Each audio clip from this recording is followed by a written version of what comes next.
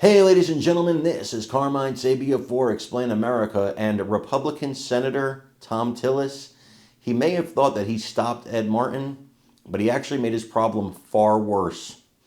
Before we get started, please make sure you like, comment, share, and subscribe. Those little things really help us out, and they help our channel continue to grow. Tom Tillis had a lot of problems with Ed Martin.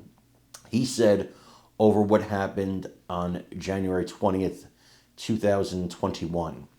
He said January 6th, 2021. He said that, the riots that ensued at the Capitol and all that stuff, and Ed Martin's handling of it and actually pushing for pardons or pushing for leniency for some of those people that perpetrated these acts is what prevented him from voting for Mr. Martin to be the U.S. Attorney for Washington, D.C. However, all Tillis actually did was give Martin more power and compound his own problem. If he has an issue with Martin and January 6th, he just made that issue 10 times worse.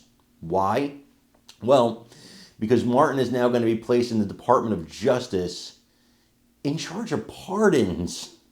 He should have very close access to President Donald Trump.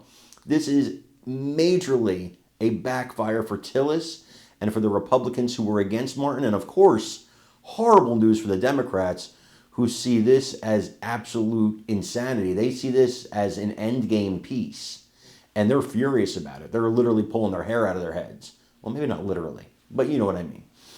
And so this one person who's absolutely not a Trump supporter, but is a legal expert, actually explains how Tillis, the Rhino Republicans, and the Democrats have compounded their problem with Martin. They probably should just let him be the attorney for D.C. Now they have a massive issue on their hands, and I love it. I want you to listen to this and let me know what you think in the comments. Congratulations, Ed.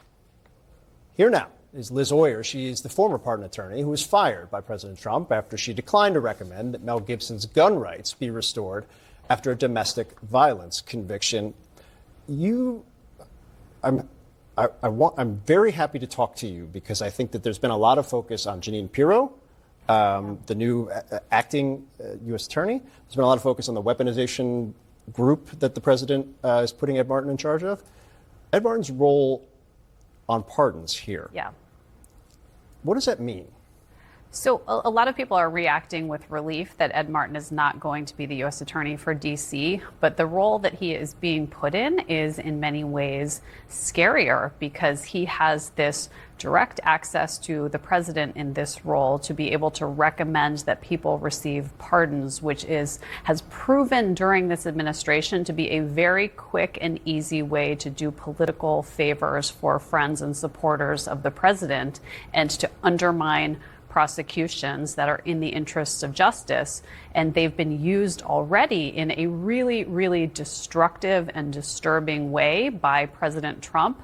So having someone with Martin's background, who is an ally and booster of President Trump and who has supported all manner of conspiracy theories that have been espoused by the president, is a role that has the potential to do a great deal of damage to the justice system.